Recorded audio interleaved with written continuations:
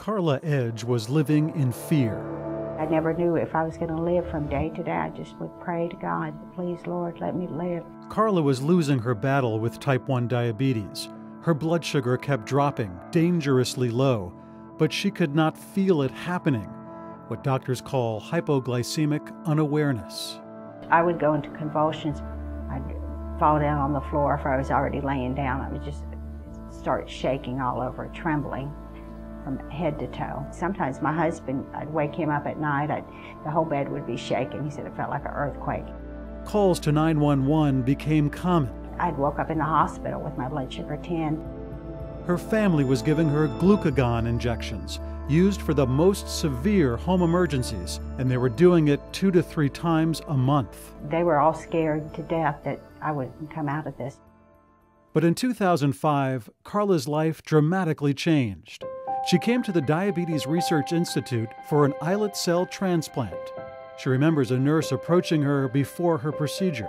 And she said, "Do you want to see your new cells?" And I said, "Sure." And it was a little bag about that big hanging over me. You could see the IV line dripping down, and they were inserting the new cells, and I could see the little cells trickling down. Those new cells started working right away. Doctors began lowering Karla's insulin doses. And every day, they kept dropping. Within 2 weeks, I was totally off of insulin. 6 years later, she still is. I just couldn't believe it that this was really possible. I thought maybe it would be like this for a little while, but it's been 6 years. It's amazing. It's a miracle. My family doesn't have to worry about me. It's a whole new way of life. I didn't know life could be so good. It's a blessing. I thank God every day for the scientists here at the Diabetes Research Institute. Karla's A1C, 5.4, with no more dangerous lows. I feel like jumping on rooftops, shouting to the world, this is it. It works. Scientists at the DRI continue to improve islet transplantation with the goal to make it available to all who could benefit.